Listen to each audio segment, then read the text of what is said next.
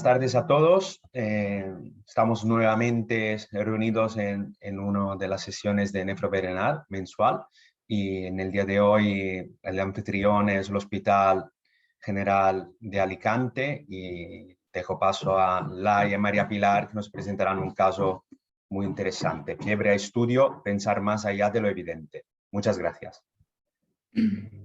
Bueno, hola, buenas tardes. Somos Laia Montera y María Pilar, residentes de cuarto año de nefrología, y vamos a presentar un caso que hemos denominado fiebre a estudio, pensar más allá de lo evidente.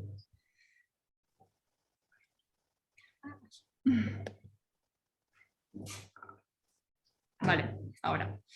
Vale, se trata de un varón de 59 años, es fumador de 40 años paquete desde hace 15 años y como antecedentes destacan una hiperuricemia y antecedentes de litiasis renales. El paciente es remitido en octubre del 2016 a nuestras consultas desde la unidad de enfermedades infecciosas por una fiebre de origen no filiado. El paciente consulta porque presenta fiebre diaria de predominio vespertino desde hace más o menos un mes de hasta 39 grados, altralgia, cefalea y un episodio de dolor centrotorácico de características específicas. Ha completado tratamiento con levofloxacino durante 2 semanas y no presenta una focalidad infecciosa clara. En la unidad de enfermedades infecciosas se ha hecho todo el estudio y se han descartado patologías infecciosas por su parte. Además, el paciente se ha hecho un TAC toracoabdominal en el cual se ha descartado evidencia de neoplasia y los marcadores tumorales han sido negativos y no se ha evidenciado de enopatía. Cuando llega a nuestra consulta, lo que destaca es que la analítica tiene una función renal normal, sin leucocitosis, sin neutrofilia, sin reactantes, sin elevación de reactantes de fase aguda. Y en la autoinmunidad destacan unos PA-ANCA positivos a título inicialmente de 53 y en la segunda determinación de 80. En la analítica tiene un sedimento con hematuria con dismorfias en un 55%. Aquí queremos dar importancia al sedimento, a pedir un sedimento de orina porque a los nefrólogos nos da mucha información y en este caso se obtiene casi a la vez que la autoinmunidad, que tendría que ser algo más costoso y un sedimento pues no cuesta tanto. Ahora mismo, en resumen, lo que tenemos es una fiebre de origen desconocido con artralgias y dolor pleurítico, unos ANCA positivos y una microhematuria con dismorfias, con lo cual decidimos ingresar al paciente para la realización de una biopsia renal. En la biopsia renal lo que vemos, lo que hay son 22 glomérulos, en uno de ellos hay una semiluna, hay un foco de necrosis fibrinoide y se evidencia expansión mesangial, dándonos como diagnóstico definitivo una vasculitis ANCA asociada. Las vasculitis ANCA asociadas son un grupo de enfermedades que se caracterizan por una inflamación y una destrucción de los vasos de pequeño y mediano tamaño.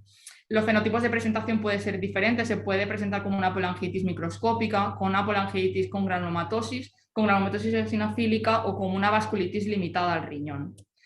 El 75% de estas vasculitis presentan afectación renal, que se caracteriza por una glomerulonefritis rápidamente progresiva, necrotizante paucoinmune, es decir, sin depósito inmune. La patogenia de esta enfermedad es multifactorial, se cree que hay una base genética, también hay una influencia ambiental, ya que, por ejemplo, en la cuenca mediterránea pues, es más frecuente las ANCA-MPO, y ya después hay una alteración en la respuesta inmune innata y adaptativa. Estas enfermedades se caracterizan por la presencia de los ANCA, que son anticuerpos anticitoplasma del neutrófilo, contra la proteinasa 3, que es lo que llamamos ANCA-PR3, o contra la mieloperoxidasa, que son los ANCA-MPO.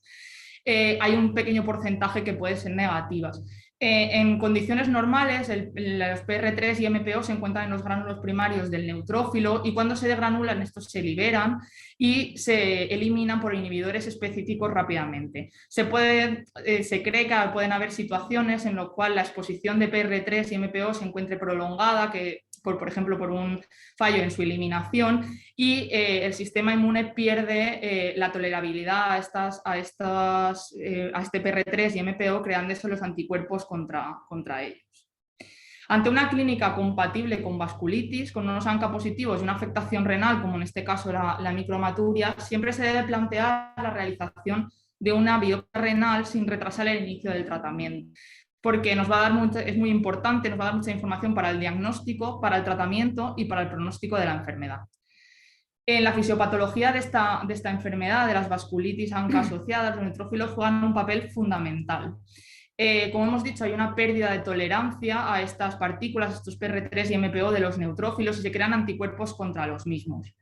Cuando un neutrófilo recibe un estímulo, ya sea de una infección o una inflamación, expone el contenido de sus gránulos primarios en la membrana extracelular, en la superficie, y es en este momento cuando los ANCA se pueden unir a estos MPO y a estos PR3. En este momento se produce una activación del neutrófilo, ¿vale? Que por un lado va a producir una degranulación, liberando radicales libres de oxígeno y proteasas que van a producir un daño tisular directo, y por otro lado se va a producir la netosis. La netosis es un tipo de muerte celular que hacen los neutrófilos, ¿vale? Que lo que hacen es liberar NETs, que son las trampas extracelulares de neutrófilos. Estas NETs son unas redes de cromatina que llevan adheridos PR3 y MPO, que son el contenido de los gránulos primarios, y estas redes en condiciones normales nos ayudan a neutralizar a los patógenos, tanto con actividad bactericida como con una barrera física, pero en la autoinmunidad lo que van a hacer es un daño tisular, un daño endotelial directo, y además van a participar transfiriendo MPO y PR3 al endotelio y también a las células dendríticas, colaborando en la presentación antigénica. Todo esto, al final, todo este círculo lo que va a producir es un daño endotelial y una inflamación, que es lo que resulta en las vasculitis, en el daño glomerular. Estas NETs, que hemos dicho, estas redes, tienen un papel en la mejora de la defensa contra la infección bacteriana, pero también se ha visto que tienen una capacidad para exponer potenciales autoantígenos al sistema inmunitario, por lo que juegan un papel en perpetuar esa inflamación, activándola y aumentando la autoinmunidad nociva de las vasculitis. Se considera que son un nexo de unión entre el sistema inmune innato y adaptativo, ya que los antígenos del neutrófilo de las NETs pueden ser transferidos a las células dendríticas, y haciendo una presentación antigénica, facilitando la producción de los ANCAs. Por lo tanto, los neutrófilos que forman NETs podrían iniciar una vasculitis. Bueno, una pequeña pincelada. El tratamiento de las vasculitis, como ya hemos comentado en otras ocasiones, se diferencia en dos partes. Una que es la inducción, que tiene como objetivo la reducción rápida de la inflamación, y el mantenimiento. Existe, ahora mismo está en discusión un poco el tratamiento de inducción, han salido varios artículos, pero lo que nos tiene que quedar claro es que el tratamiento inicial es con glucocorticoides a dosis altas, que después la inducción se puede hacer con rituximab o ciclofosfamida. Preferimos la ciclofosfamida cuando la presentación es con un deterioro severo de la función renal o con hemorragia alveolar, y se prefiere el rituximab cuando se trata de una vasculitis PR3 ANCA o como una recaída de la enfermedad.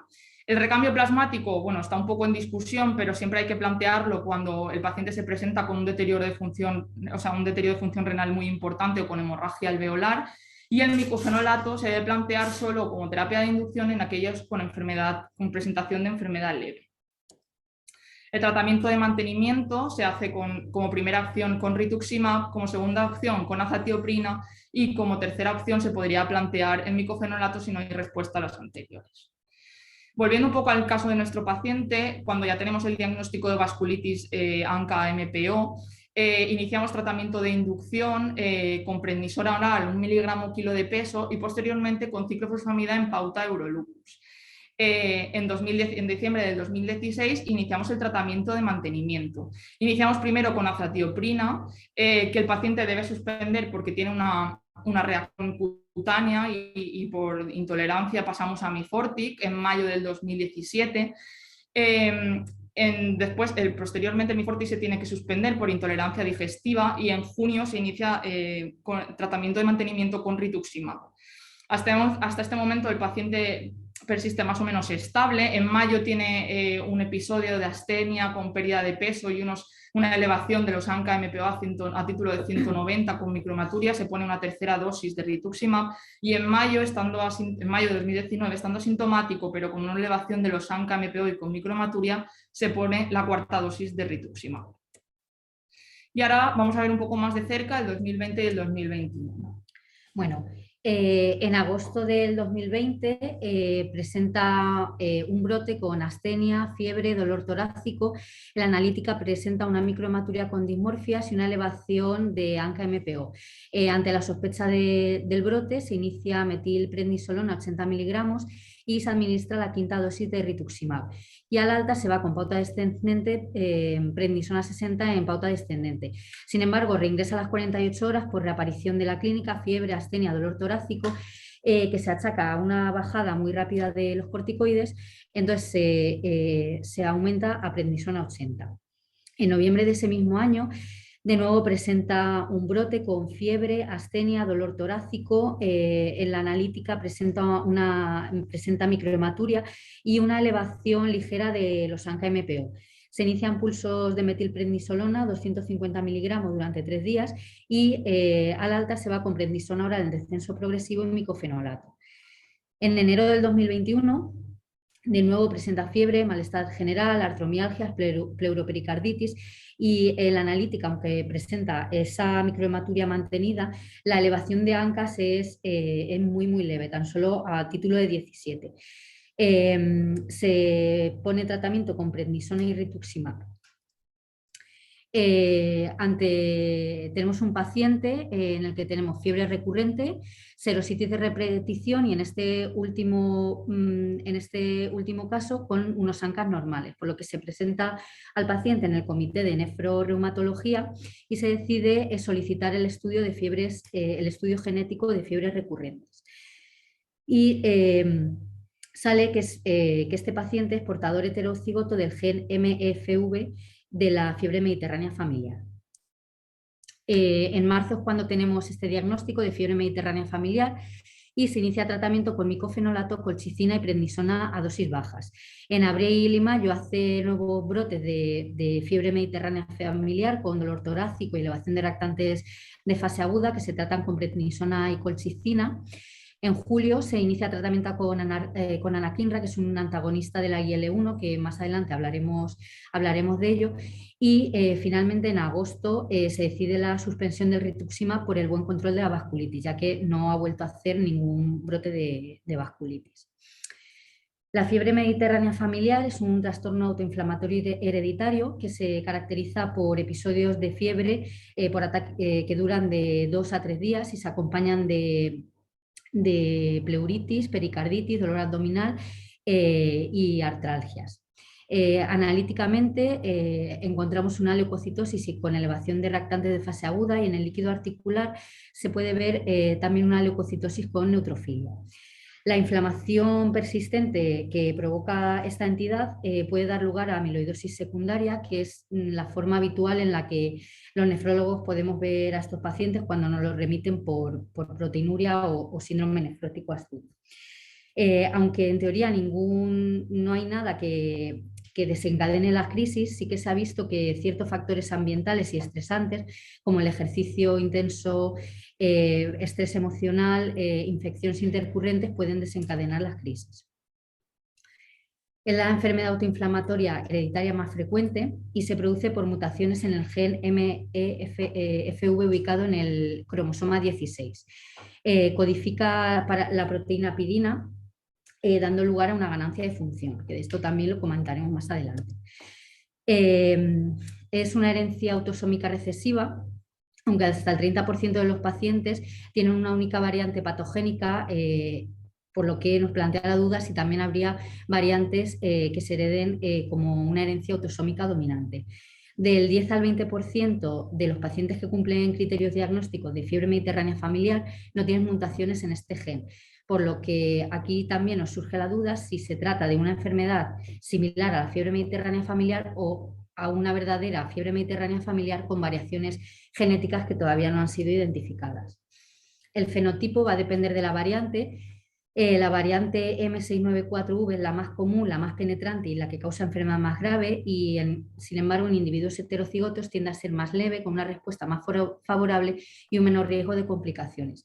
Los síntomas y la gravedad también pueden variar entre los afectados con la misma variante e incluso en miembros de la misma familia, lo que nos hace pensar que hay otros factores modificadores como otros genes, factores epigenéticos y ambientales que puedan tener también un papel importante.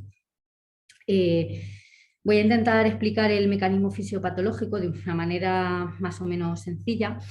Aquí tenemos, esto sería un neutrófilo.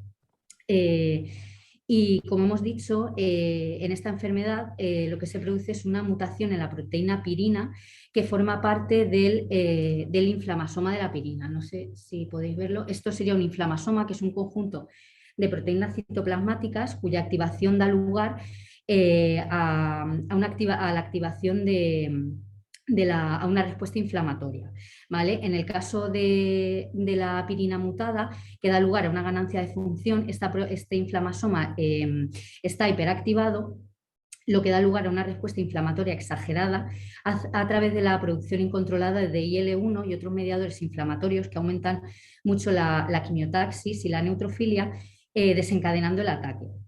Estos inflamasomas se inactivan y se interrumpe esta cascada por medio de autolisosomas. Los pacientes con fiebre mediterránea familiar también liberan grandes cantidades de NETs. Sin embargo, estos pacientes, a través de un mecanismo, a través de la autofagia, ¿vale? Al activar la autofagia se liberan las NETs. Los pacientes con fiebre mediterránea familiar poseen niveles de autofagia basal más bajos, por lo que necesitan estímulos adicionales para desencadenar la autofagia y, por tanto, la liberación de NETs. Es lo que se conoce como la teoría de los dos golpes. Aquí tenemos en los neutrófilos sanos, ante un estímulo inflamatorio, digamos que se activa la proteína RED1, que es una proteína de respuesta al estrés, que lo que va a hacer es llevar el inflamasoma de la pirina hacia los autofagolisosomas, frenando esta cascada inflamatoria y por lo tanto se producirían menos cantidades de IL-1 y al liberarse las NETs, estas NETs irían cargadas con poca cantidad de IL-1 beta. En los pacientes con fiebre mediterránea familiar, este primer estímulo inflamatorio activaría el inflamasoma produciendo grandes cantidades de IL-1 beta, que son estos puntitos rojos, pero este primer estímulo no desencadenaría la autofagia, sino que necesitaría un segundo golpe que activaría la proteína RED1, que es esta proteína de respuesta al estrés.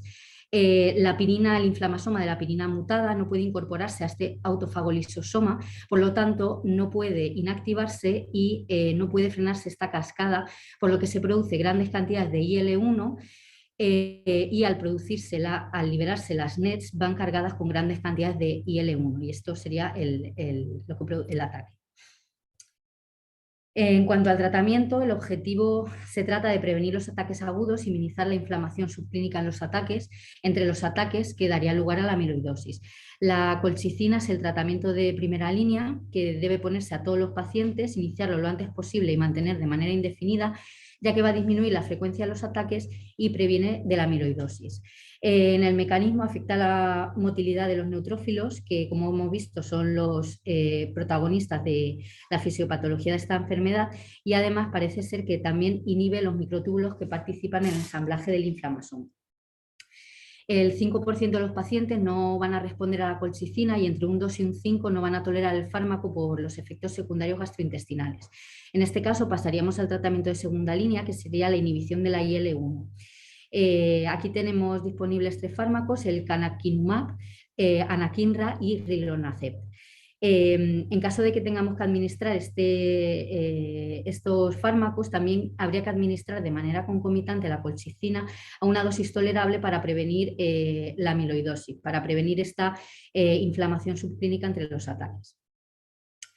Como conclusiones, nos gustaría destacar que no existen enfermedades, sino pacientes, que ante un caso complejo es muy importante parar y mirar otras perspectivas, y aquí también destacar la importancia del enfoque multidisciplinar a través de los comités clínicos. Gracias a ello nos ha permitido diagnosticar una enfermedad rara con un posible mecanismo fisiopatológico común. Y en nuestro paciente, ¿qué fue primero? ¿La fiebre mediterránea familiar o la vasculitis ANCA? Nuestra teoría es que el entorno inflamatorio presente en los pacientes con fiebre mediterránea familiar que liberan NETs podría actuar como ese second hit que desencadena la vasculitis, y así tendríamos un paciente con fiebre mediterránea familiar que ha actuado como inductor de la vasculitis ANCA asociada. Esta es la bibliografía que hemos usado y ya está. Muchas gracias.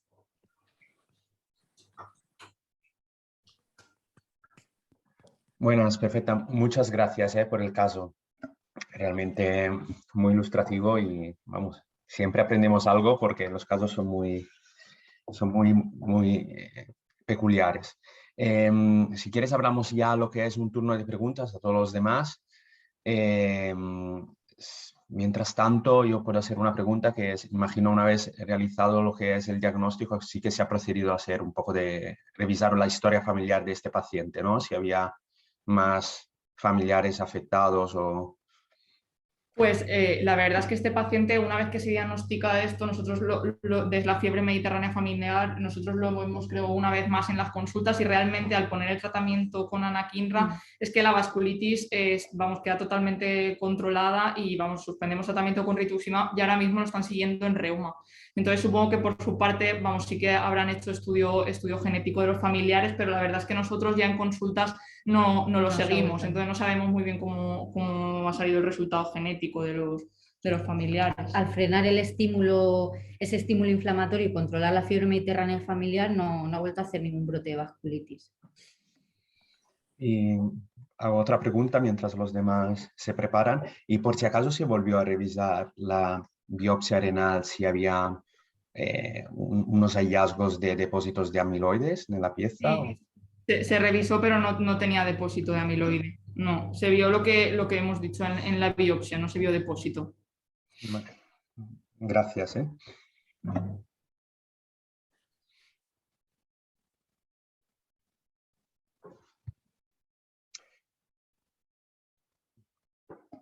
Como siempre, invito a los demás a preparar preguntas y realizarlas.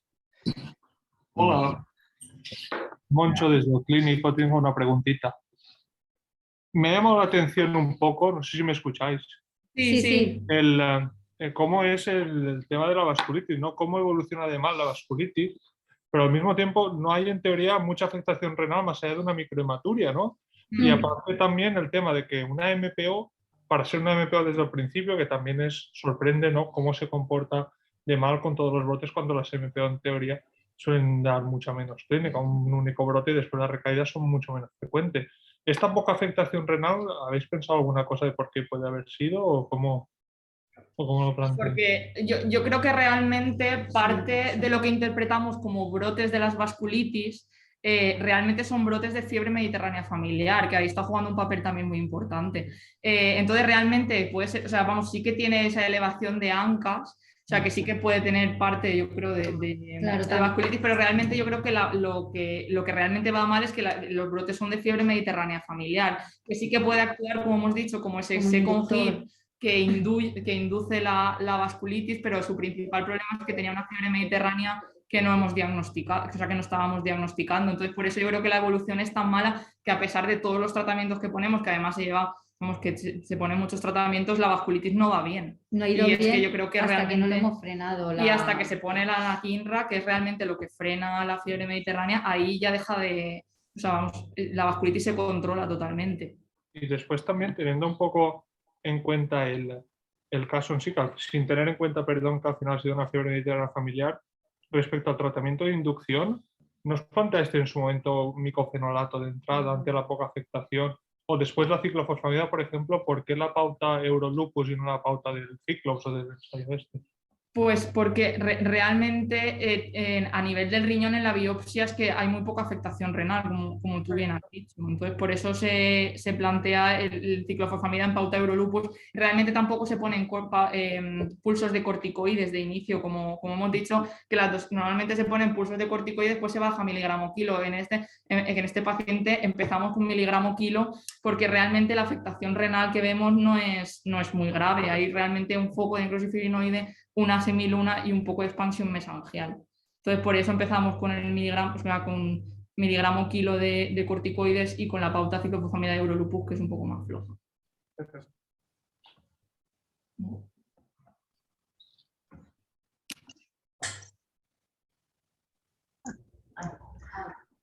Hola, buenas. Nosotros somos del Hospital General. Queríamos preguntar en relación al protocolo de administración de la ciclofosfamida, en relación a la prevención de la cistitis hemorrágica con el Uromitexan. ¿Tenéis algún protocolo de administración? Porque aquí, por ejemplo, en oncología lo suelen poner en I junto con la ciclofosfamida a la vez que lo administran. Sin embargo, nosotros en el protocolo Rituxvax sí que pone que se administra 15 minutos antes y luego se dan dosis sucesivas después de la ciclofosfamida. Y a un poco saber, pues vosotros cómo lo hacíais o si hay algún protocolo que sigáis en particular. Nosotros hacemos igual que vosotros, ponemos, creo que, no sé si un 15 minutos o media hora. Sí, antes de la ciclofosfamida, después se administra ciclofosfamida y después creo que son a las 6 horas y a la... Media hora. Varias veces. Las últimas se les da ampollas y la toman en casa. Sí. Vale, nada. Somos igual. Muchas gracias.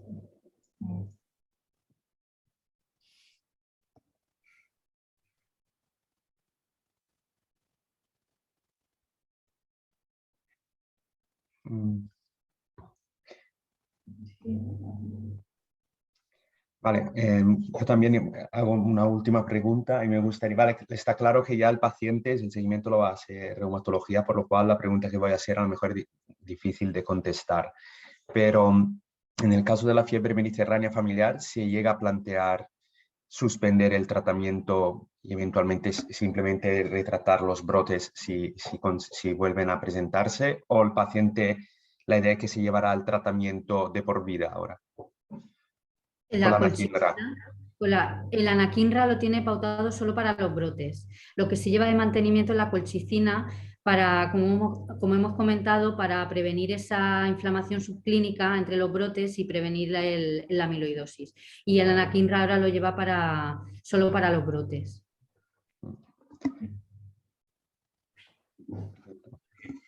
Marco, es que en la fiebre mediterránea familiar no está del todo claro qué hacer con los pacientes, porque cuando testas alguna familia, nosotros tenemos alguna otra familia, fiebre mediterránea familiar, igual el caso Princeps es una amiloidosis con insuficiencia renal, no tiene ni siquiera síndrome nefrótico. Tiene por microhematuria, de teoría funcional, no tenemos ni idea, lo biopsiamos, es una amiloidosis secundaria y al final, después de volvernos locos, le pedimos el estudio genético y tiene una fiebre mediterránea familiar. Bueno, pues en la familia creo que habían 10 o 12 con el gen, con la misma mutación que el paciente, y ninguno de ellos tenía ni afectación renal, ni amiloidosis, ni proteinuria, ni había tenido una crisis de nada en toda su vida. Entonces, si esos pacientes, por tener una mutación genética, los tienes que tratar toda la vida por colchicina, no está claro. Si tú ya tienes una patología como es la colchicina se la va a tratar toda su vida, y los brotes con anakinra. Si el paciente ya tiene amiloidosis, eso es otra historia, porque probablemente la colchicina no te la va a prevenir o no te va a disminuir la amiloidosis, y nosotros algunos lo hemos tratado con tocilizumab, ¿no? Que interviene también con la IL-6, disminuir la proteína A, y con eso han ido bien. O sea que en cuanto al tratamiento de la fiebre mediterránea familiar depende, porque el que tenga la alteración genética, hay gente que la tiene y no tiene un síntoma ni va a tener ninguna patología en su vida. Entonces, por tenerla solamente no está indicado tratarlo, ¿no? Si el paciente tiene una sintomatología, sí, es que hay otros que tienen solo urticaria o algún vasculitis hipocomplementémica, algún episodio, es decir, es una enfermedad que tiene poco que ver lo genético que tienes con la manifestación clínica, ¿no? Muchas gracias.